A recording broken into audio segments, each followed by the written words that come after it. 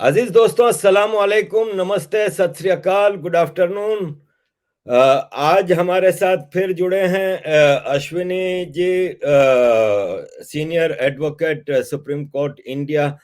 और काफी मुद्दों पे वो चर्चा करते हैं, नेशनल टीवी पे आके हर जगह हमें ज्ञान देते हैं, जो कि इनकी बातें सुनने में घंटों लग जाएं, लेकिन टाइम का पता नहीं चलता, क्योंकि वो बात करते हैं रेफरेंसेस के साथ और लीगल दलाइल के साथ, जहां पे जिनको जुटलाना मुमकिन नहीं होता। अश्विनी जी, नमस्कार and welcome to the show sir.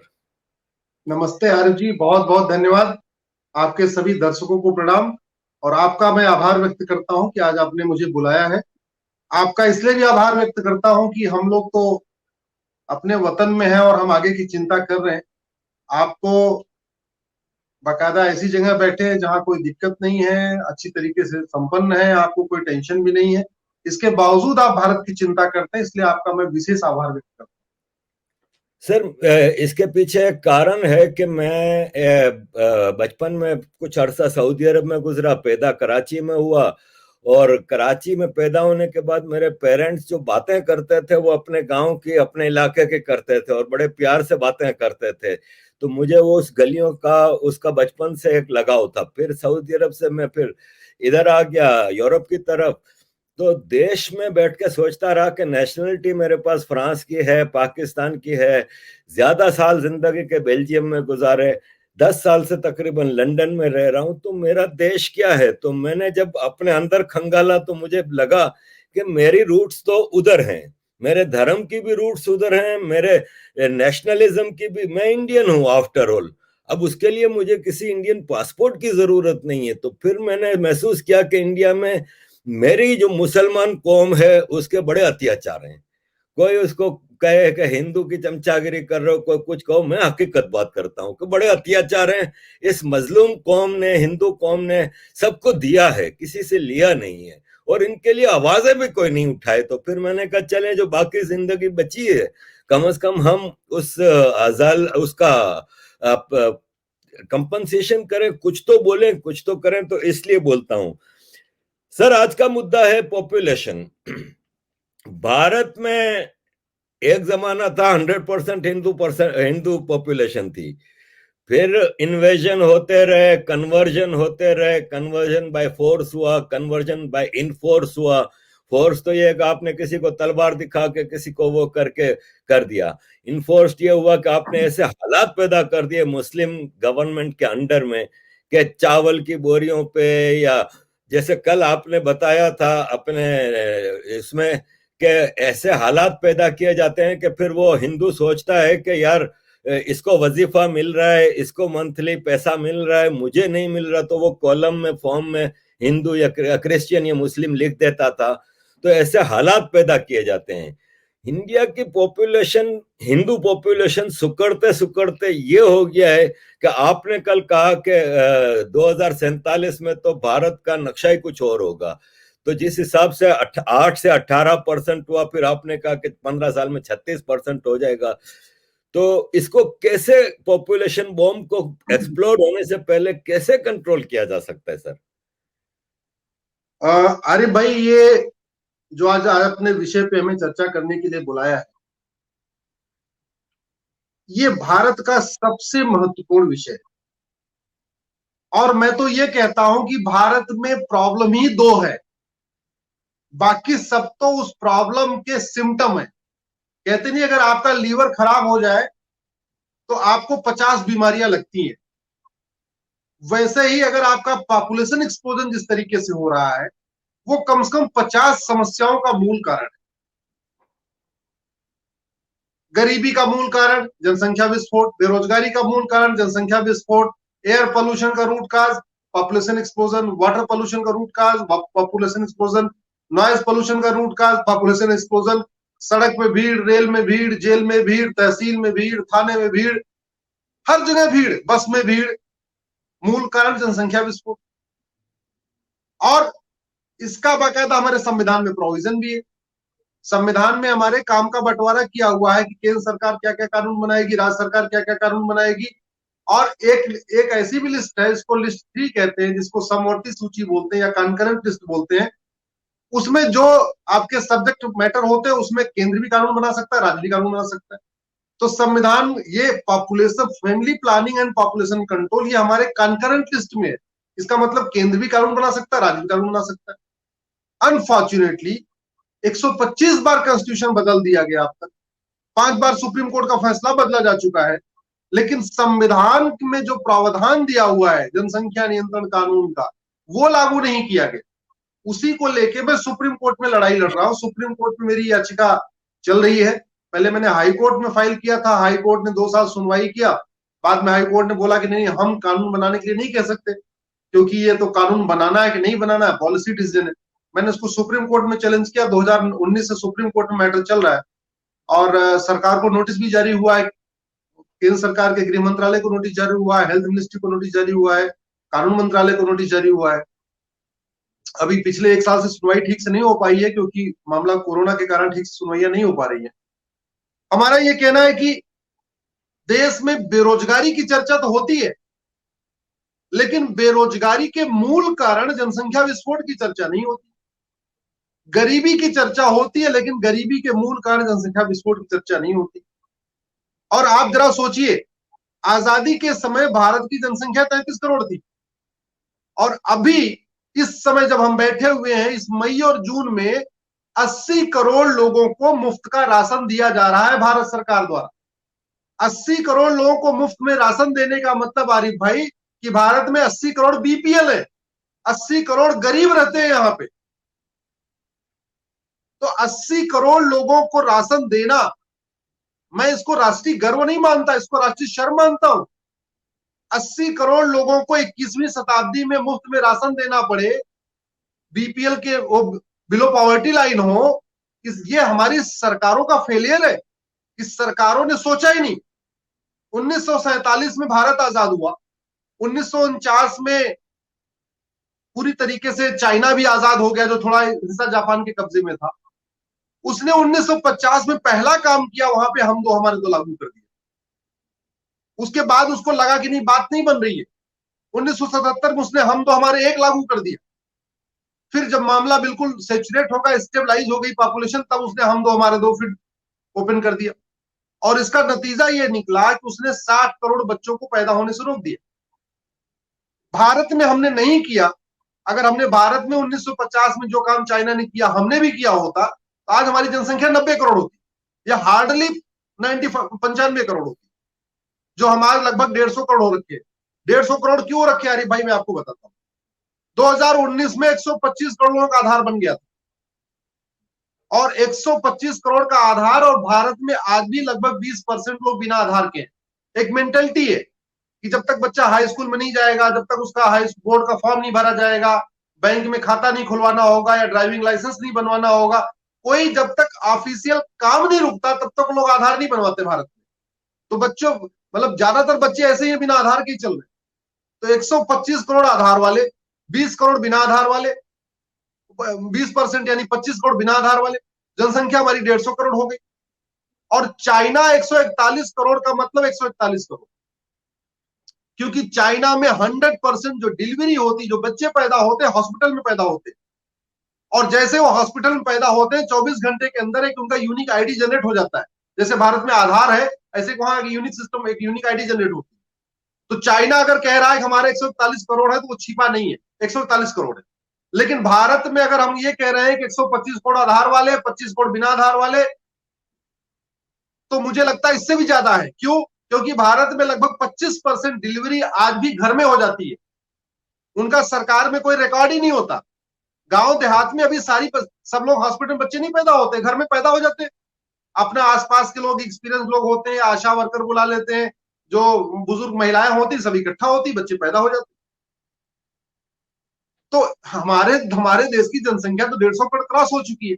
हम कागज में भले कह रहे हैं कि हम 138 करोड़ है, चाइना 141 करोड़ है, हम नंबर 2 पे है, लेकिन हम वास्तव में नंबर 1 पे हैं। और चलो हमने मान लिया कि ठीक है, जो 138 करोड़ सरकार कहती वही मान ले, लेकिन आप चाइना से तुलना कैसे करेंगे?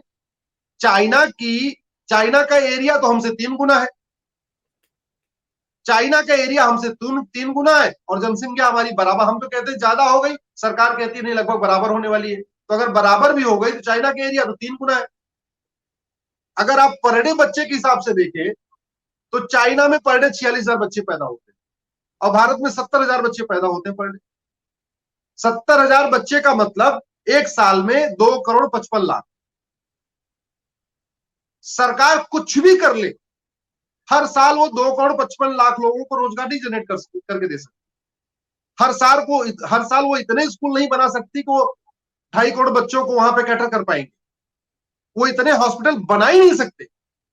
इंडिया का कोई, भारत दुनिया का कोई देश नहीं बना सकता जो हर साल 2.5 करोड़ नए बच्चों के लिए स्कूल बना दे, हॉस्पिटल बना दे, सड़क चौड़ी कर दे, रोजगार के साधन उपलब्ध करा दे। अमेरिका की जनसंख्या 33 करोड़ है और अमेरिका का क्षेत्रफल हमसे 3 गुना है। भारत का क्षेत्रफल अमेरिका का 1/3 है और जनसंख्या 1.5 करोड़ होगी। यानी क्षेत्रफल के मामले में अमेरिका हमसे 3 गुना और जनसंख्या के मामले में हम लगभग अमेरिका से 5 गुना। अमेरिका में पर डे 10,000 बच्चे पैदा होते, भारत में पर डे 70,000 बच्चे पैदा होते। तो जनसंख्या वृद्धि की जो दर है, जो रेट है, वो अमेरिका का 7 गुना हो गया। कनाडा देख लीजिए, पॉपुलेशन लगभग 2.5 गुना कनाडा की, जनसंख्या 4 करोड़, और हमारी जनसंख्या 150 करोड़। तो रूस को देख लीजिए, पॉपुलेशन लगभग 14 करोड़ और एरिया उनका हमसे 5 गुना ज्यादा। तो अगर हम इस तरीके से देखें तो मुझे लगता है कि जो सिचुएशन क्रिएट हो गई है वो बड़ी भयानक हो रही है। अच्छा, चूंकि जनसंख्या इतनी तेजी के साथ बढ़ रही है, सरकार बेसिक सुविधाएं उपलब्ध नहीं करा पा रही है, ठीक से स्कूलिंग उपलब्ध नहीं करा पा रही है, तो उसके जो साइड इफेक्ट है, जो सोशल इफेक्ट है, वो बहुत ही भयानक हो रहे हैं। भाई 10 बच्चे पैदा हो गए, 2 कमरे के मकान में रह रहा है। अब 2 कमरे के मकान में रहेगा और 10 बच्चे वहां रहेंगे तो सारे बच्चों को तो ठीक से कमरा भी नहीं मिल पाएगा, सारे बच्चों को पढ़ने के लिए अलग से जगह नहीं मिल पाएगी, बच्चों को ठीक से सुविधा नहीं मिल पाएगी। भाई अगर आदमी, अगर 4 मेंबर्स की फैमिली है, 1 करोड़ लड्डू आए, अगर 1 किलो लड्डू आएगा तो 5-5 लड्डू मिलेगा। वहीं अगर 20 परिवार है तो 1 किलो लड्डू आएगा तो 1 लड्डू मिलेगा। और सरकार जिस तरीके से लगातार खर्च कर रही है इनके ऊपर, इसके बावजूद आप देखिए कुपोषण कम नहीं हो रहा है भारत में। कुपोषण इसलिए नहीं कम हो रहा है, एक मैंने मेडिकल इस पर रिसर्च भी किया हुआ है, मैंने सुप्रीम कोर्ट में अपनी याचिका में लिखा है कि ज्यादा बच्चे पैदा होने के कारण आज की डेट में, पहले एक जमाना था, अलग हवा थी, अलग पानी था, शुद्ध भोजन था, शुद्ध दूध था, शुद्ध दही थी, शुद्ध घी था, सब कुछ था। उस जमाने में 5 बच्चे, 6 बच्चे, 8 बच्चे समझ में आती है। आज की डेट में जबकि शुद्ध हवा शुद्ध नहीं है, पानी शुद्ध नहीं है, दूध आपका प्योर नहीं आ रहा है, आपकी सब्जियां प्योर नहीं है, सब कुछ केमिकल पड़ा हुआ है, उसके बाद अगर लेडीज 5 बच्चे 6 बच्चे कर रही है, तो मेरी डॉक्टरों से बात हुई, वो कह रहे हैं इसका बहुत ही साइड इफेक्ट हो रहा है, उसके हेल्थ पे बहुत बड़ा इफेक्ट आ रहा है। और जब ऐसी स्थिति नहीं आएगी तो कट्टरवाद बढ़ेगा। क्योंकि 10 बच्चे हैं, माँ बाप ये नहीं देख पा रहे हैं उनका बच्चा कहां जा रहा है, किससे मिल रहा है, किसकी संगति में है, कहां पढ़ रहा है, क्या पढ़ रहा है, ये भी नहीं पता। भाई उनको 10 बच्चों का पालन पोषण करना है, सुबह से तो शाम तक वो काम धाम में लगे हुए हैं कि कैसे भी करके पैसा कमाऊं बच्चों को। तो भारत में जो चरमपंथ बढ़ रहा है, इसका मूल कारण जनसंख्या विस्फोट है। भारत में जो कट्टरवाद बढ़ रहा है, इसका मूल कारण जनसंख्या विस्फोट है। भारत में जो अलगाववाद बढ़ रहा है, इसका मूल कारण जनसंख्या विस्फोट है। तो मैंने सर सर्वे करवाया यहीं पे जेल में, तो पता चला कि जितने वहां क्रिमिनल्स हैं उसमें 75% से 80% ऐसे क्रिमिनल्स हैं जिनके 5 से ज्यादा भाई बहन है। मैं ये नहीं कह रहा हूं कि जिसके 5 से ज्यादा भाई बहन वाले सारे क्रिमिनल होते, ये नहीं कह रहा हूं, लेकिन फैक्ट ये है कि जेल के आंकड़े ये बता रहे हैं कि जहां जो ज्यादा जिनके बच्चे हैं उसी में से कोई क्रिमिनल निकल रहा है। तो चोरी, लूट, झपटमारी का मूल कारण जनसंख्या विस्फोट है।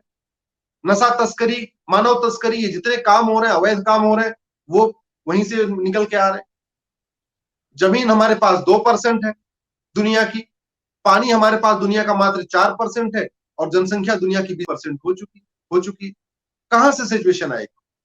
और दुर्भाग्य आप ये देखिए, कॉन्स्टिट्यूशन में इसका प्रोविजन है। इसके बाद 1999 में अटल जी ने एक वेंकट चलैया कमीशन बनाया था। वेंकट चलैया कमीशन इंडिया का नहीं बल्कि वर्ल्ड का सबसे प्रोमिनेंट कमीशन है। मैं सबसे प्रोमिनेंट कमीशन इसलिए कह रहा हूं वेंकट चलैया कमीशन, और आपके दर्शकों से भी, सबसे जो लोग देख रहे हैं इसको, सबसे रिक्वेस्ट करूंगा कि आप एक बार गूगल पे वेंकट चलैया कमीशन जरूर करें।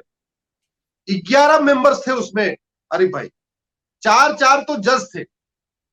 सुप्रीम कोर्ट के रिटायर्ड चीफ जस्टिस, भारत के chief justice of India mister M N Venkatachaliah उसके चेयरमैन थे। जस्टिस जीवन रेड्डी उसके मेंबर थे। जस्टिस सरकारिया उसके मेंबर थे। जस्टिस पुनैया उसके मेंबर थे। 4 जज हो गए सुप्रीम कोर्ट के। ऐसा कहीं दुनिया में कोई कमीशन बना नहीं आज तक। दो अटॉर्नी जनरल, सॉली सोराब जी जो अभी कुछ दिन पहले खत्म हुए, और के पराशरन साहब, ये दोनों लोग फॉर्मर अटॉर्नी जनरल थे, वो इसके मेंबर थे। 2 मेंबर ऑफ पार्लियामेंट, पीए संगमा साहब अब जो नहीं रहे, और सुमित्रा जी, ये इसके मेंबर थे। लोकसभा के महासचिव हुआ करते थे सुभाष कश्यप, वो इसके मेंबर थे। अमेरिका में भारत के राजदूत थे आबिद हुसैन, वो इसके मेंबर थे। स्टेट्समैन के संपादक सीआर ईरानी साहब इसके मेंबर थे। इतना बढ़िया कमीशन था, इतना जबरदस्त कमीशन था ये। उस कमीशन ने 1999 में बना, 2002 में 31 मार्च 2002 को उसकी रिपोर्ट सौंपी उस समय के कानून मंत्री मिस्टर अरुण जेटली को। और आज देखिए कि लगभग 18 साल बीत गए, वो वेंकट चलैया कमीशन की रिपोर्ट पार्लियामेंट में टेबल ही नहीं की गई, पार्लियामेंट के फ्लोर पे नहीं रखी गई कि कम से कम उसमें डिस्कस तो हो जाए। 2.5 साल उन्होंने मेहनत किया, पूरे देश भर में सर्वे किया, इंटरनेशनल लॉज को उन्होंने एग्जामिन किया, स्टडी किया। उसके बाद 250 सुझाव दिए उन्होंने। इलेक्शन रिफॉर्म का सुझाव दिया, पुलिस रिफॉर्म का सुझाव दिया, जुडिशियल रिफॉर्म पे सुझाव दिया, कॉन्स्टिट्यूशन में कुछ अमेंडमेंट करने के लिए सुझाव दिया, फंडामेंटल राइट को कैसे इफेक्टिव बनाना उस पर सुझाव दिया, फंडामेंटल ड्यूटी, भारत के लोग अपनी फंडामेंटल ड्यूटीज को कैसे ज्यादा अच्छी तरीके से निभाएं उसको सुझाव दिया। लेकिन सरकारों ने क्या किया, उसमें से जो लोक लुभावन सुझाव थे उसको लागू कर दिया। मनरेगा लागू कर दिया, राइट टू फूड लागू कर दिया, लेकिन पॉपुलेशन कंट्रोल नहीं लागू किया, जिससे भारत की 50% समस्याओं का समाधान हो जाता। 50% समस्याओं का मूल कारण जनसंख्या विस्फोट है। अरे भाई, कभी आप गूगल पे इंटरनेशनल रैंकिंग ऑफ इंडिया एक बार देखिएगा। इंटरनेशनल रैंकिंग ऑफ इंडिया में आप देखेंगे तो जितने अच्छे पैरामीटर होते हैं उसमें सब में इंडिया आउट ऑफ 50 है, और ज्यादातर में तो आउट ऑफ 100 है, बॉटम 50 है। और जितने घटिया पैरामीटर है उनमें सब में टॉप 10 में। और जब उसकी आप रूट कॉज एनालिसिस करें तो रूट कॉज एनालिसिस करने पे पता चलता है कि करप्शन और पॉपुलेशन एक्सप्लोजन, दो ही रूट कॉज है। जो भारत की बदहाल रैंकिंग है, इंटरनेशनल बदहाल रैंकिंग है, उसका जो रूट कॉज है वो करप्शन और पॉपुलेशन एक्सप्लोजन।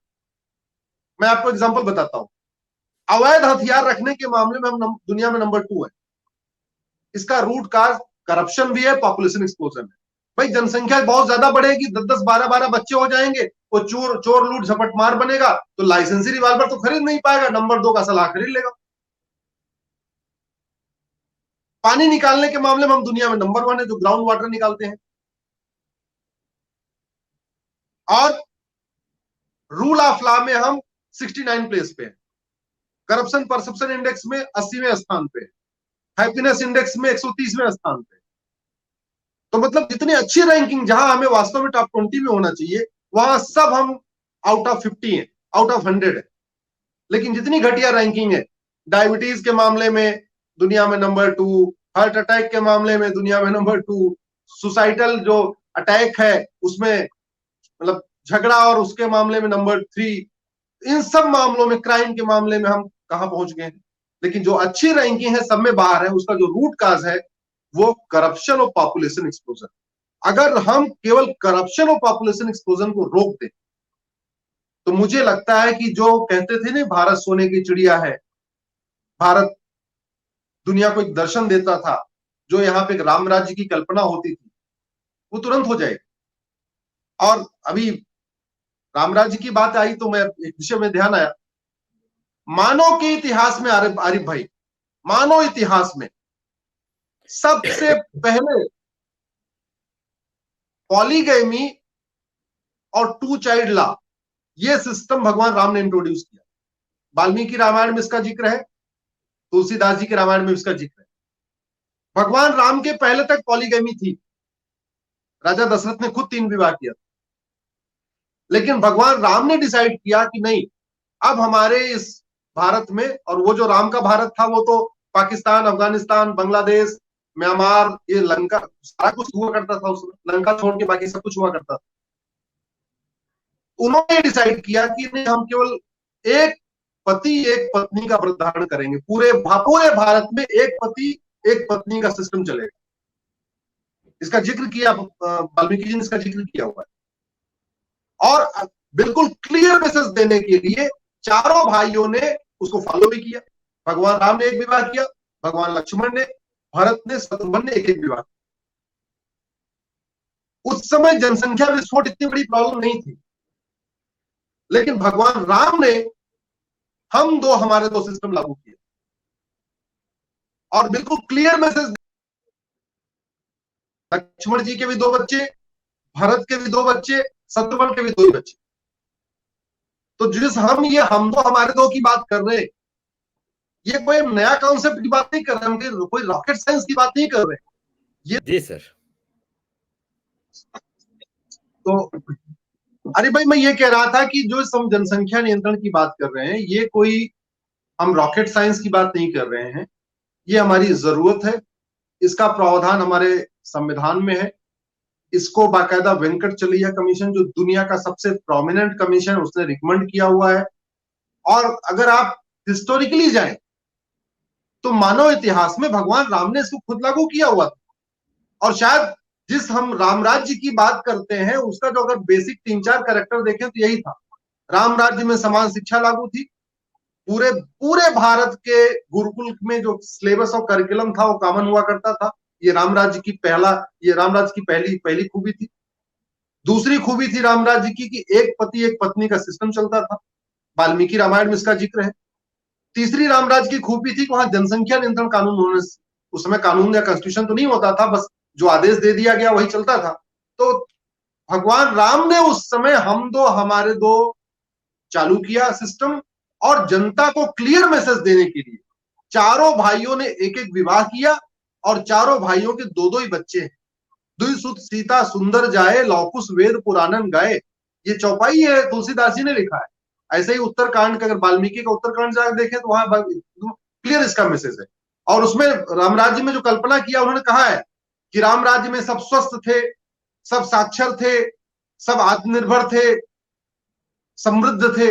उसका मूल सबसे बड़ा कारण यही था कि समान शिक्षा लागू थी, मुफ्त में शिक्षा लागू थी, शिक्षा पेड नहीं थी, सब लोग एक जैसी किताब पढ़ते थे, चाहे वो कश्मीर कन्याकुमारी कहीं का बच्चा हो। उस समय एक ही जो करिकुलम था उसका एक था, किताबें एक हुआ करती थी, और सब लोग एक पति एक पत्नी का व्रत लेते थे, और सब लोग हम दो हमारे दो फॉलो करते थे। इसी के नाते जिस हम बात करते हैं कि इतना समृद्ध राम राज्य, जो कल्पना की जाती है ऐसा राम राज्य होना चाहिए, अपराध नहीं था, गरीबी नहीं थी, भूखमरी नहीं थी, कुपोषण नहीं था, प्रदूषण नहीं था, वो आज भी संभव है।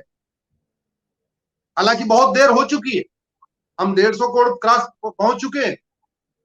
जो दुनिया के 2% जमीन पे 20% दुनिया की पॉपुलेशन रह रही भारत में, हालांकि बहुत देर हो चुकी है, लेकिन अभी भी अगर हम तुरंत इसको लागू कर दें तो मुझे लगता है कि अगले 5 साल के अंदर स्थितियां बदल जाएंगी। और दूसरा, सरकार कितना भी कुछ कर ले, सरकार जब तक 2 करोड़ घर बनाएगी तब तक 10 करोड़ बेघर पैदा हो जाएंगे, जनसंख्या नियंत्रण कानून नहीं बनाएगी। सरकार जब तक 2 करोड़ रोजगार देगी, 10 करोड़ बेरोजगार पैदा हो जाएंगे। तो सरकार कुछ भी कर ले,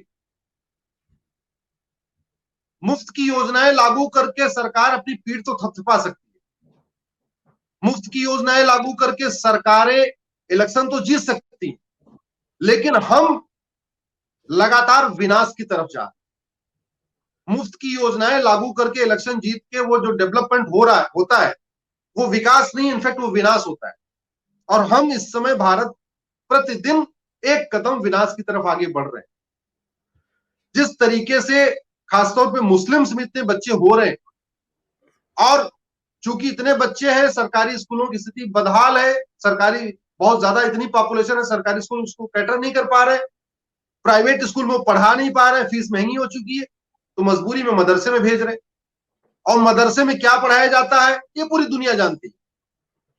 मदरसा पाकिस्तान का हो, बांग्लादेश का हो, सीरिया का हो, अफगानिस्तान का हो, उनका करिकुलम और कंटेंट एक ही है।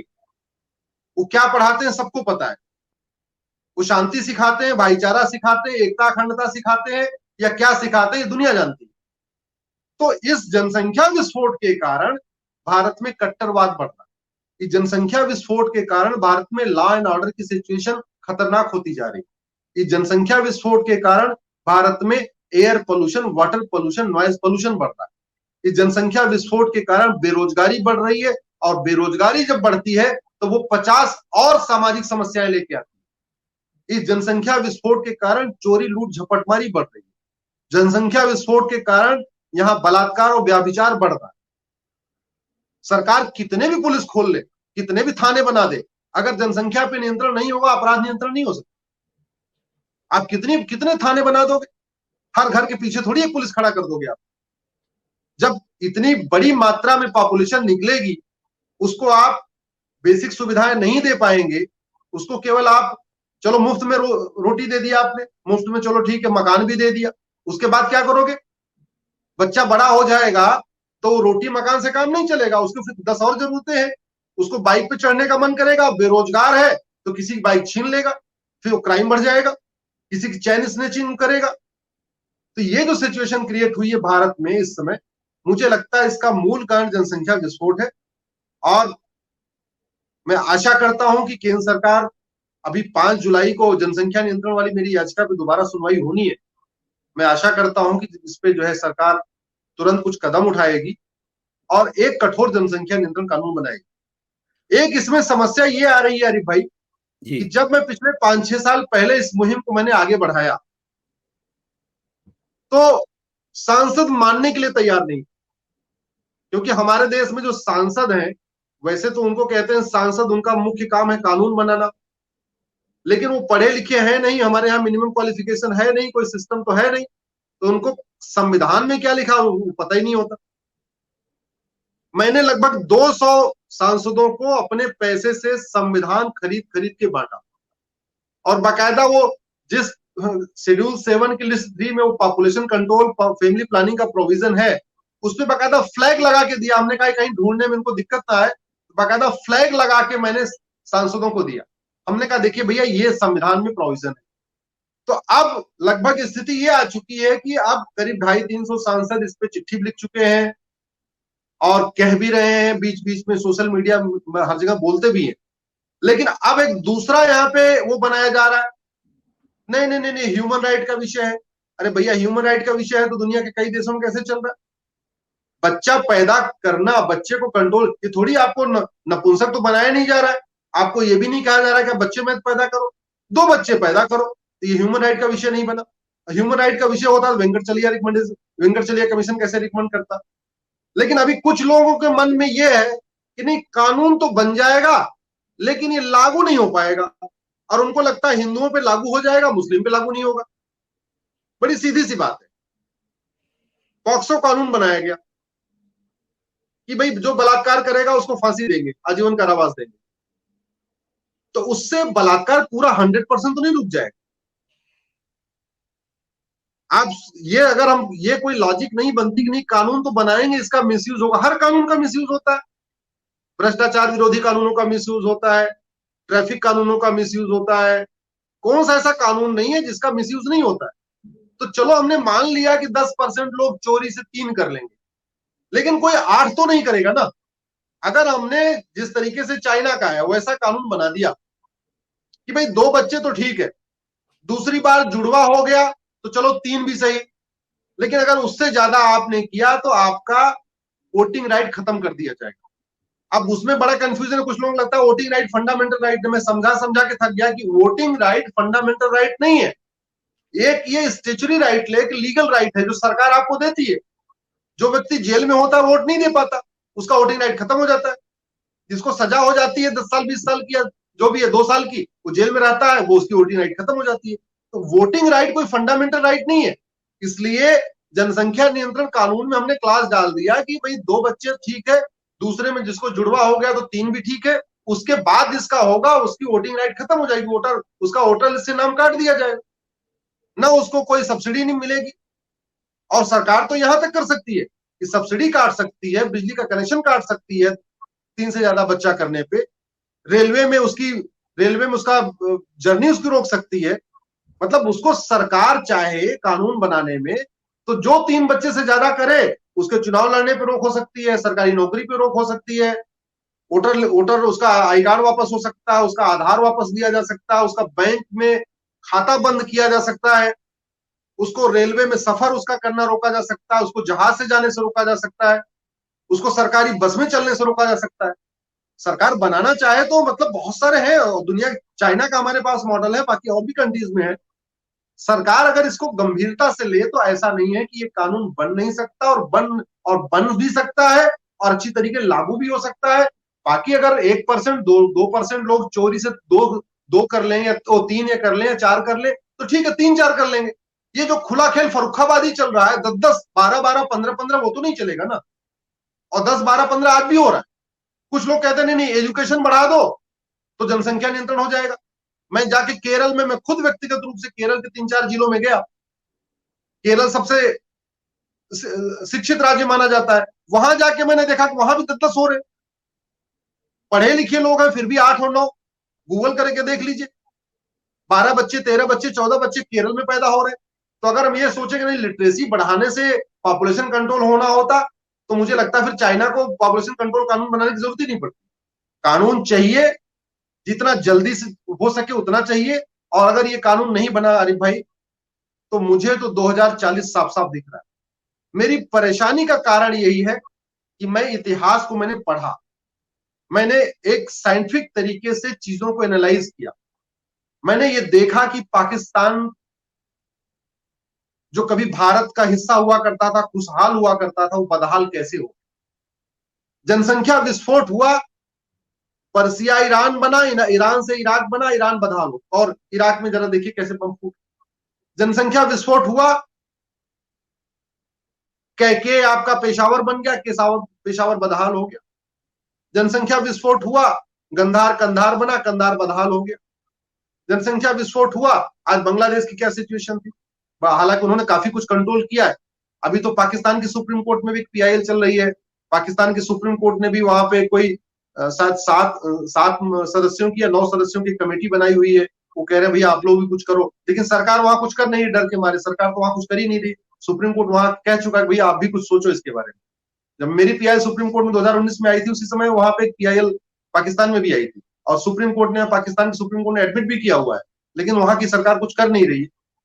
तो मेरा ये कहना है कि ये जनसंख्या नियंत्रण कानून बहुत जरूरी है, नहीं तो अराजकता आ जाएगी और सब कुछ आउट ऑफ कंट्रोल हो जाएगा। अच्छा सर, एक सवाल बहुत जरूरी है मेरे पास इस सिलसिले में, लेकिन उससे पहले एक छोटी सी मैं आपसे चीज पूछना चाह रहा हूँ कि आपने कहा कि 150 करोड़ भारत की पॉपुलेशन है जिसमें 25 करोड़ रजिस्टर्ड नहीं है। तो ये रजिस्टर्ड नहीं है, वो भी लीगली भारत के वो हैं, इसमें आप वो इंक्लूड नहीं कर रहे जो इलीगली भारत में रह रहे हैं जैसे रोहिंग्या हैं, या वो भी इसमें इंक्लूडेड है? नहीं, वो इसमें इंक्लूडेड नहीं है। मेरी रोहिंग्या और बांग्लादेशियों को डिटेक्ट करने, डिटेन करने और डिपोर्ट करने की मेरी पीआईएल 2017 से चल रही है सुप्रीम कोर्ट। और सुप्रीम कोर्ट ने केंद्र सरकार के गृह मंत्रालय और सभी राज्यों के चीफ सेक्रेटरी को नोटिस इश्यू किया हुआ। उसमें मेरी मांग यही है कि भारत में एनआरसी सिस्टम लागू किया जाए, एनआरसी लागू किया जाए और पूरे देश से इलीगल इमिग्रेंट्स को निकाला जाए। और जब मैंने 2017 में पीआईएल फाइल किया था आरिफ जी, उस समय मैंने, चूंकि जब हम पीआईएल फाइल करते हैं सुप्रीम कोर्ट में तो एफिडेविट पे आपको लिखना होता है, एफिडेविट देना होता है। मैंने एफिडेविट पे बाकायदा कैलकुलेशन के साथ लिख के दिया है कि भारत में 5 करोड़ इलीगल रोहिंग्या और बांग्लादेशी रह रहे हैं। 5 करोड़ 2017 में थे। अब तो हो सकता है उसमें 5-7 करोड़ और भी बढ़ गए होंगे, क्योंकि वो, और ये जो इलीगल, ये जो घुसपैठ है, ये पूरी तरीके से मेन इसका जो रूट काज है वो करप्शन। घुसपैठिए घूस दे के बांग्लादेश बॉर्डर से अंदर आते हैं, घुसपैठिए घूस दे के असम बॉर्डर और बंगाल के बॉर्डर से अंदर आते हैं, घूस दे के वो आधार बनवाते हैं, घूस दे के राशन कार्ड बनवाते हैं, घूस दे के वोटर आईडी बनवाते हैं, घूस दे के वो यहाँ पे बाकायदा यहाँ के नागरिक बन जाते हैं। और ये जो घुसपैठिए हैं, ये उनके पास इतना पैसा नहीं कि सारा मैनेज कर सके। भारत में बाकायदा घुसपैठ माफिया है। असम में भी बहुत सारे हैं, बंगाल में भी बहुत सारे हैं, अब तो दिल्ली जम्मू ऐसी जगहों पे भी है जिनको बड़ी फंडिंग हो रही है हवाला के जरिए खाड़ी देशों से, और बाकायदा पैकेज चल रहा है कि एक घुसपैठिए को आप बंगाल से वहां से अंदर करा दो, उसके ये 4-5 डॉक्यूमेंट बना दो, उसको 1 महीने की राशन की किट उपलब्ध करा दो और उसको ले जाके आप जम्मू तक छोड़ाओ, आपको 10,000 रुपए मिलेंगे। बाकायदा पैकेज चल रहा है। अब 10,000 रुपए उसको मिलता है, उसी में वो 1,000 रुपए जो बॉर्डर पे वहां सिपाही है या जो फोर्सेस के लोग हैं उनको कुछ मैनेज करता है, फिर 2-3 हजार रुपए और खर्च करता है वो वोटर आईडी और आधार और राशन कार्ड वगैरह बनवाने में, और वो सारा करके उसको 1 महीने का राशन देके फिर वो क्या करते हैं, वहां बस में भरते हैं घुसपैठियों को, और सीधे बस चलती है और सीधे पहुंच जाएगी, कभी दिल्ली आ जाएगी, कभी हरियाणा के मेवात पहुंच जाएगी, राजस्थान के अजमेर पहुंच जाएगी, जम्मू पहुंच जाएगी, पंजाब पहुंच जाएगी, सीधे वो बसें पहुंचती है। रास्ते भर भी सारा पैसे का खेल है, पुलिस वाले जहां थाने पे रोकते हैं उनको पैसा मिल जाता है, बस को आगे छोड़ देते हैं। तो भारत में 50% समस्याओं का रूट काज करप्शन है और 50% समस्याओं का रूट काज पॉपुलेशन एक्सप्लोजन। 50% समस्या।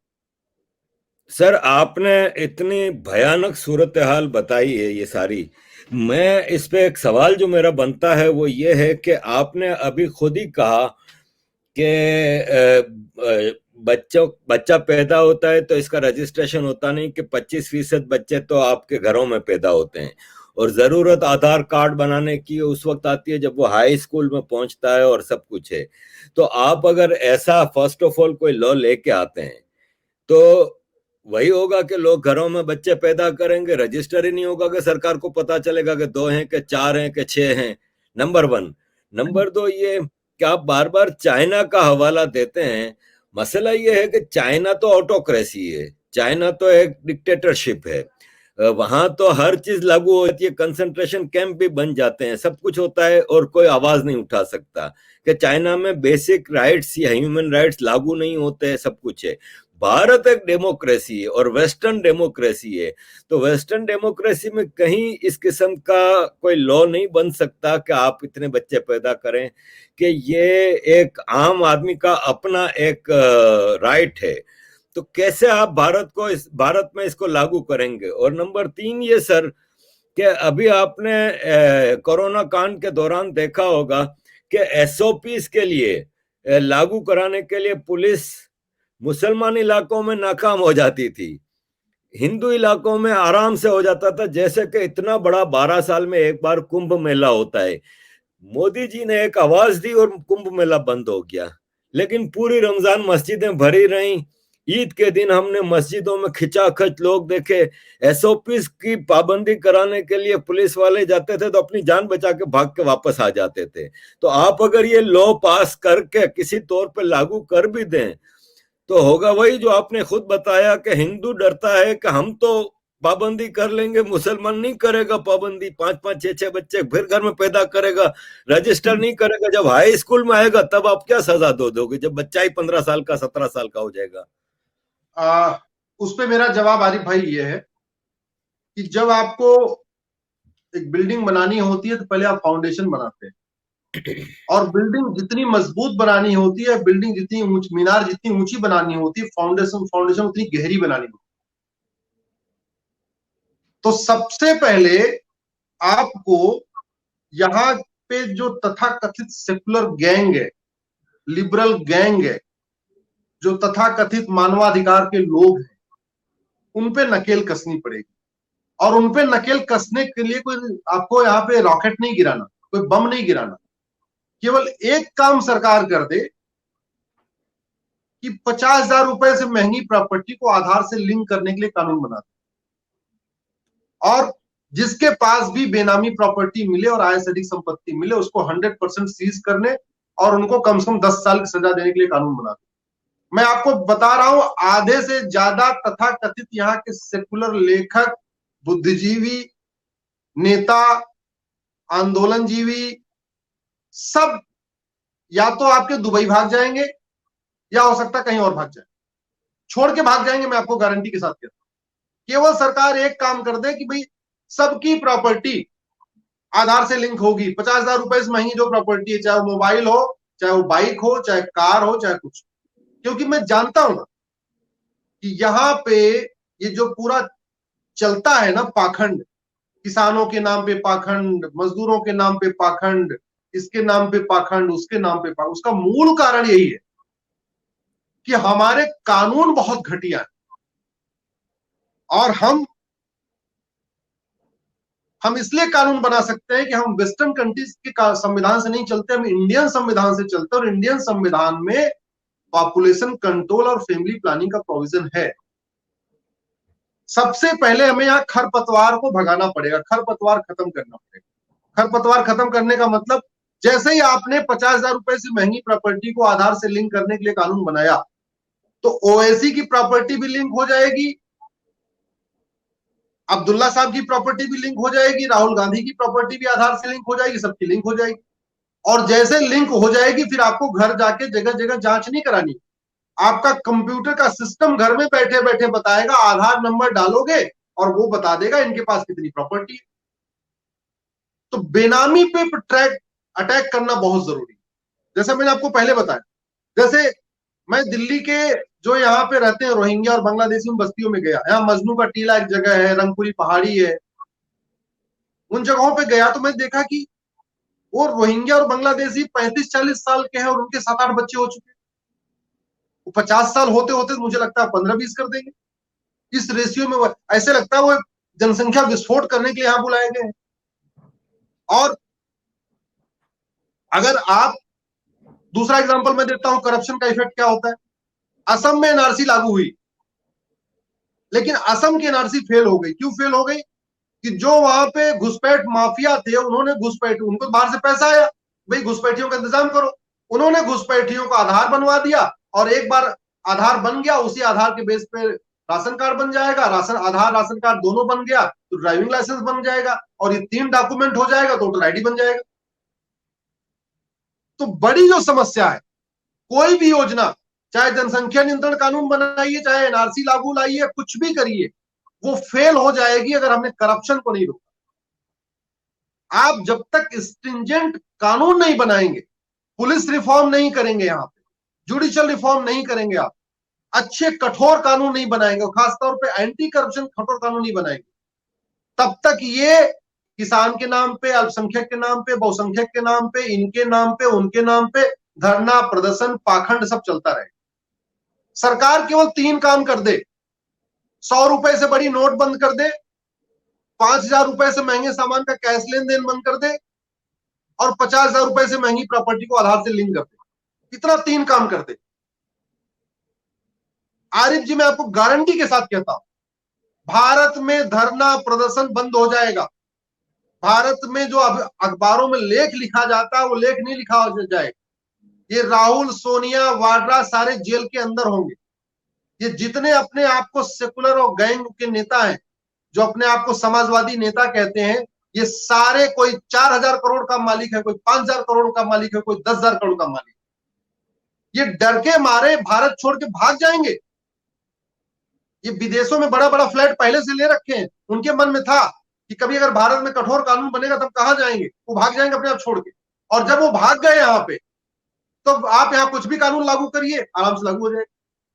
सर, एक कानून बना फार्मर्स लॉ, जो कि लीगल था, जो कि बेनिफिशियल था आम फार्मर्स के लिए, उसके लिए इतने मसले हुए। आप समझते हैं कि ये सरकार इतना खतरनाक कानून, मोनेटाइजेशन पे कितना ज्यादा मसला हुआ था, तो आप समझते हैं कि ये सरकार ऐसा कोई कानून ला भी सकती है? क्योंकि ऑन पेपर्स, ऑन बातों में तो ये सब अच्छा लगता है, लेकिन नहीं, क्या इस सरकार के पास इतनी कैपेसिटी है कि ये ला देखिए सकेगी? आरिफ जी, मोदी जी के आप नियत पे मतलब मुझे डाउट करने का कोई मतलब नहीं, डाउट नहीं कर सकते। अब मोदी जी के नियत पे डाउट नहीं कर सकते तो दूसरी बात आती है नीति की। नीति क्या हो? पिछली बार मैं जो थोड़ी सी गलती हुई, आज मैं उसको एडमिट करता हूं, आपके सामने एडमिट करता हूं। पिछली बार नोटबंदी नहीं हुई, पिछली बार नोट बदली हो गई। ये दोनों में डिफरेंस है, नोटबंदी और नोट बदली में डिफरेंस है। अगर 100 रुपए से बड़ी नोट बंद कर दिया गया होता तो मुझे लगता है ये शाहीन बाग जो हुआ, शाहीन बाग नहीं होता, जो किसानों का आंदोलन चल रहा है ये भी नहीं चल रहा। पिछली बार क्या हुआ, नोट बदली हुई, 500 रुपए के बदले में 500 और 1000 के बदले में 2000। तो वो ब्लैक मनी जो है वो खत्म नहीं हो पाया, वो वापस फिर से वहीं पहुंच गया। भारत में नोटबंदी की जरूरत है। नोटबंदी, डिमोनेटाइजेशन का मतलब ही नोटबंदी होता है। वास्तव में पिछले साल डिमोनेटाइजेशन नहीं हुआ था, वो तो नोट एक्सचेंज प्रोग्राम हो गया कि 500 रुपए लाओ 500 रुपए ले लो, 1000 रुपए लाओ 2000 रुपए ले लो। भारत में नोटबंदी की जरूरत। दूसरा, ये जो सारे यहां पे दिल्ली का बॉर्डर घेर के बैठे हो, जो आपने किसान की बात किया, आप केवल और केवल ये जो मैंने 3 स्टेप बताए, 100 रुपए से बड़ी नोट बंद कर दीजिए, 5000 रुपए से ऊपर कैश लेन देन बंद कर दीजिए, 5000 और 50,000 के ऊपर की प्रॉपर्टी आप जोड़ दीजिए आधार से। एक बार जोड़ के देखिए, मैं आपको गारंटी के साथ कहता हूं, टिकैत के पास कम से कम 2000 करोड़ की प्रॉपर्टी निकलेगी। आधार से लिंक करके देखिए आप, इस टिकैत के पास कम से कम 2000 करोड़ की प्रॉपर्टी निकलेगी। और जब आपने प्रॉपर्टी जब निकल आई 2000 करोड़ की, बस आपने कानून बना दिया कि 100% प्रॉपर्टी सीज होगी, लाइफ टाइम आजीवन कारावास होगा। चलो मान लिया कि जो बीजेपी के इसमें 10% 20% या 10-20 लोग जाएंगे, तो जहां देश की बात है, जहां देश बचाने की बात है, उसमें यह नहीं देखना चाहिए कि हमारे भी कुछ फंसने वाले हैं क्या। अरे ठीक है, 10-20 हमारे फंस जाए, जिन्होंने चोरी किया है, लूट किया हुआ है, इकट्ठा किया, फंस जाए। और इस देश में अगर हमने ब्लैक मनी को खत्म कर दिया, ये 3 स्टेप लेके, मैं आपको गारंटी के साथ कहता हूं आरिफ भाई, बीजेपी तो सरवाइव कर लेगी, लेकिन कांग्रेस, सपा, बसपा, टीएमसी, डीएमके ये अपने आप खत्म हो जाएंगे। ब्लैक मनी के बिना केवल बीजेपी सरवाइव कर सकती है, मैं आपको गारंटी के साथ कहता हूं, बहुत बड़ी बात कह रहा हूं। आप ब्लैक मनी खत्म कर दीजिए, कांग्रेस खत्म हो जाएगी। आप ब्लैक मनी खत्म कर दीजिए, समाजवादी पार्टी खत्म हो जाएगी। आप काला धन, बेनामी संपत्ति और आय से अधिक संपत्ति को 100% सीज करने और आजीवन कारावास देने के लिए कानून बनाइए। कानून बनने के 1 हफ्ते के अंदर अगर अखिलेश यादव, ममता बनर्जी, राहुल गांधी, सोनिया गांधी, प्रियंका वाड्रा भारत छोड़ के भाग न जाए, आपको मैं आजीवन मुंह नहीं दिखाऊंगा, मैं गारंटी के साथ कहता हूं। केवल इसलिए मैं कह रहा था कि जनसंख्या नियंत्रण कानून अगर आप सीधे बना दोगे फेल हो जाएगा। जनसंख्या नियंत्रण कानून बनाने, जनसंख्या नियंत्रण कानून तभी सफल हो पाएगा जब आप भ्रष्टाचार खत्म करोगे, क्योंकि जैसे ही आप भ्रष्टाचार खत्म करोगे तो यहां जितनी भी देश विरोधी ताकतें हैं, ये सारे देश छोड़ के, भारत छोड़ के भाग जाएंगे। कहां जाएंगी मुझे नहीं पता, लेकिन भारत में नहीं रहेंगे, क्योंकि उनको पता है यहां आजीवन हमें तिहाड़ में सड़ना पड़ेगा। आपने 50,000 रुपए से महंगी प्रॉपर्टी को जैसे आधार से लिंक किया, उनकी मर्सिडीज आपके पकड़ में आ जाएगी, उनका फार्म हाउस आपके पकड़ में आ जाएगा, उनका फ्लैट 5-5 10-10 फ्लैट है वो पकड़ में आ जाएगा, उनका आईफोन जो महंगा महंगा आईपैड चल रहा है वो पकड़ में आ जाएगा। तो जैसे ही पकड़ में आया, फिर आप उनको नोटिस भेज दो, भैया तुम्हारी जो महीने की इनकम, जो तुमने इनकम टैक्स फाइल किया उसमें तुमने दिखाया कि तुम्हें 50,000 रुपए महीने कमाते हो। तुमने तो ये कहा था कि मैं तो पत्रकार हूं और हमें 50,000 रुपए इनकम मिलती है, तुम्हारे पास तो प्रॉपर्टी 500 करोड़ की। मैं तो कई पत्रकारों को जानता हूं, साल का 10 लाख रुपए आईटीआर फाइल करते हैं और कम से कम 1,000 करोड़ के मालिक बने बने बैठे हुए दिल्ली एनसीआर के लुटियन एरिया में रहते हैं और देश विरोधी लेख लिखते हैं। कुछ तो उसमें वाशिंगटन पोस्ट में भी लेख लिखते हैं और पता नहीं कहां कहां भी लिखते हैं। आप ये कानून बनाइए, देखिए वो यहां से छोड़ के भागते हैं कि नहीं भागते। और भारत छोड़ के भाग गए तो विदेश से जाके वहीं ट्वीट करते रहे, फेसबुक पे लिखते रहे, लेख लिखते रहे, क्या फर्क पड़ता है जी। जब इंडिया के बाहर निकल गए तो निकल गए। आप केवल ये कानून बनाइए, देखिए टिकैत यहां से भागता है नहीं भागता। बॉर्डर छोड़ के नहीं, वो भारत छोड़ के भाग जाएगा। आप कानून बना दीजिए, प्रॉपर्टी को आधार से लिंक कर दीजिए और ये कानून बनाइए कि जिसके पास काला धन, बेनामी संपत्ति, ऐसी संपत्ति मिलेगी 100% सीज होगी और उसको आजीवन कारावास होगा। ये टिकैत दिल्ली तो छोड़िए, अपना गांव तो छोड़िए, भारत छोड़ के भाग जाएगा।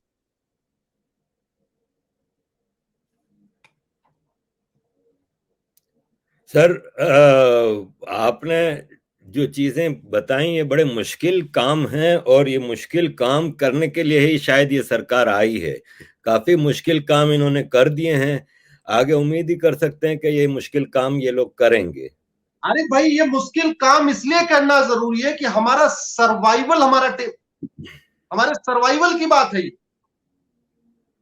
अगर हमने 5-10 साल के अंदर ये जल्दी से 5 साल के अंदर चीजों को नहीं किया, हमने यहां से एनआरसी लागू करके घुसपैठियों को नहीं निकाला, हमने जनसंख्या नियंत्रण कानून करके यहाँ पे पॉपुलेशन कंट्रोल नहीं किया, हमने समान नागरिक संहिता लागू नहीं किया, हमने यहाँ पे समान शिक्षा व्यवस्था लागू नहीं किया, तो 2020 और अगले 20 साल 40, आप भी 2040 में रहोगे, मैं भी 2040 में रहूंगा, ये भारत नहीं रहेगा। आपको अगर वास्तव में घर अच्छा बनाना है तो पहले आसपास के जो इंक्रोचर हैं उनको आपको हटाना पड़ेगा। आसपास के झाड़ फूक खरपतवार को आपको सफाई करनी पड़ेगी। जरूरत पड़ने पे खरपतवार में आग भी लगाना पड़ता है। आप ये सोचो, खरपतवार बचा रहे, कंकड़ पत्थर बचा रहे हैं और वहां पे घर बना लो और घर बन भी जाए, ऐसे नहीं हो सकता। आपको ये डिसीजन लेना पड़ेगा और नहीं अगर हमने लिया, हमें इतिहास माफ नहीं करेगा। मैंने आपको बताया ना कि समीक्षा सबकी होती है, हमारी भी समीक्षा होगी। आज की डेट में नेहरू की समीक्षा हो रही है, आज की डेट में गांधी की समीक्षा हो रही है, और नेहरू गांधी तो छोड़िए, भीष्म पितामह की समीक्षा हो रही है, द्रोणाचार्य की समीक्षा हो रही है। जो महाभारत हुआ था केवल दुर्योधन की गलती से नहीं हुआ था। महाभारत में जितना योगदान दुर्योधन का था उतना ही योगदान भीष्म पितामह का था। उनके लिए देश सर्वोपरि नहीं था, उनके लिए अपनी प्रतिज्ञा सर्वोपरि थी। उतना ही योगदान कर्ण का था, क्योंकि वो देशभक्त नहीं था, मित्र भक्त था। उतना ही योगदान द्रोणाचार्य का था, उनके लिए राजा की भक्ति ज्यादा जरूरी थी, देश जरूरी नहीं था। उतना ही योगदान कृपाचार्य का था, उनको अपनी जजमानी ज्यादा जरूरी थी, देश जरूरी नहीं था।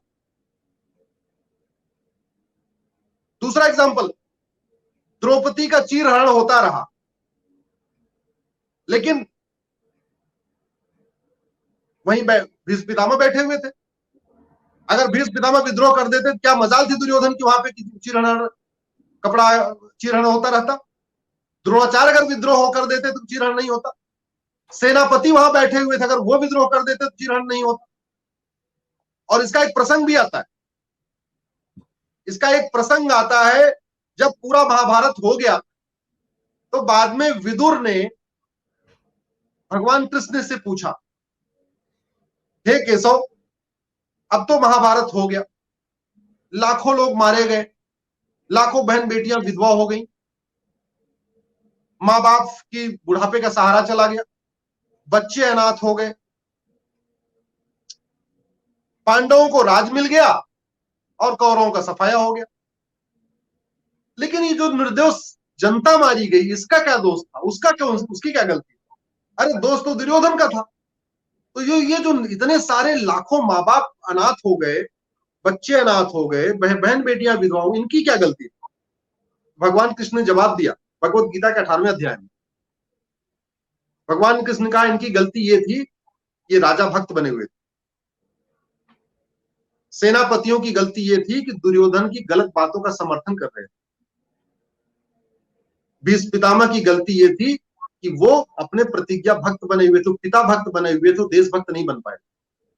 द्रोणाचार्य की गलती थी, वो राजा भक्त बने रह गए, लेकिन देश को उन्होंने ऊपर नहीं रखा, अपने राजा की भक्ति ऊपर रखी। कर्ण की गलती ये थी कि उसने अपनी मित्रता को सबसे ऊपर रखा, देश को सबसे ऊपर नहीं रखा। तो इसलिए ये इनको जाना ही जाना था, इनका पतन होना ही होना था। इसलिए मैं आप सभी से यही आग्रह करता हूं, इस समय जाति से ऊपर उठिए सब लोग, भाषा से सब लोग ऊपर उठिए, क्षेत्र सबसे ऊपर उठिए, इस देश को समझिए। और जो सही बात है वो ये है कि अगर भारत में समान शिक्षा, समान नागरिक संहिता लागू नहीं हुई, घुसपैठ नियंत्रण, धर्मांतरण नियंत्रण, जनसंख्या नियंत्रण कानून नहीं बना, तो 2040 या 2045 में न भारत बचेगा, न भारतीयता बचेगी, न सनातन बचेगा, न संविधान बचेगा, न सेकुलरिज्म बचेगा, न सोशलिज्म बचेगा, न यादव बचेंगे, न पटेल बचेंगे, न ठाकुर साहब बचेंगे, न पंडित जी बचेंगे। क्योंकि पाकिस्तान में भी चंद्रवंशी, यदुवंशी, सूर्यवंशी थे। आज की डेट में ना वहां कोई चंद्रवंशी बचा हुआ है, ना यदुवंशी बचा हुआ है, ना कोई सूर्यवंशी बचा हुआ है, सब खत्म हो गए। पाकिस्तान में भी ब्राह्मण क्षत्रिय वैश्य शूद्र रहते थे, आज कोई नहीं बचा। बांग्लादेश में ब्राह्मण क्षत्रिय वैश्य शूद्र रहते थे, कोई नहीं बचा। अफगानिस्तान 1750 तक तो वह आखिर हिंदू राष्ट्र था ना। वो 1750 के बाद वहां एकाएक कन्वर्ट होना शुरू हुआ है। 1750 का मतलब अब से लगभग 250 पौने 300 साल पहले। आज की डेट में ना वहां पटेल बचे, न यादव बचे, न ब्राह्मण बचे, न क्षत्रिय बचे, खत्म हो गए। तो ये हमारे सर्वाइवल की बात। बाकी मैं कोशिश कर रहा हूं लोगों को जगाने की। भगवान में आस्था है, भगवान शक्ति दे रहे हैं, आप जैसे मित्र मिल जा रहे हैं, आप जैसे मित्रों से थोड़ी उत्साह मिलता है। बाकी तो जो प्रभु की इच्छा होगी वही होगी। अश्विनी जी, बड़ा आई ओपनर था आज का सेशन। आपने हमें ये जो मौका दिया है कि हम इन 4 मुद्दों पे भारत के जो मशहूर बहुत ही प्रॉब्लमेटिक एरियाज हैं, माइनॉरिटीज पे कल हमने सेशन किया, ये पॉपुलेशन पे है, यूनिफॉर्म सिविल कोड और नेशनल रजिस्टर ऑफ सिटीजन्स के ऊपर हमें आगे आगे सेशन करने हैं। तो thank you very much for giving us time and it was such a wonderful session. Thank you, sir. अजीज दोस्तों, आपने देखा अश्विनी जी ने आज पॉपुलेशन के हवाले से और बाकी करप्शन और इसके रिलेटेड जो चीजें थी, इलीगल माइग्रेशन और ये सब चीजों पे उन्होंने आज काफी चीजों पे चर्चा की। Keep watching for 2 more sessions with Ashwini ji on Uniform Civil Code and National Register of Citizen. आगे ये 2 प्रोग्राम पेश करने हैं। भारत के इन 4 बहुत ही प्रॉब्लमेटिक मुद्दों के ऊपर डिस्कशन जारी रहेगी। Keep watching, keep supporting. Thank you very much. जय हिंद, जय श्री राम, वंदे मातरम।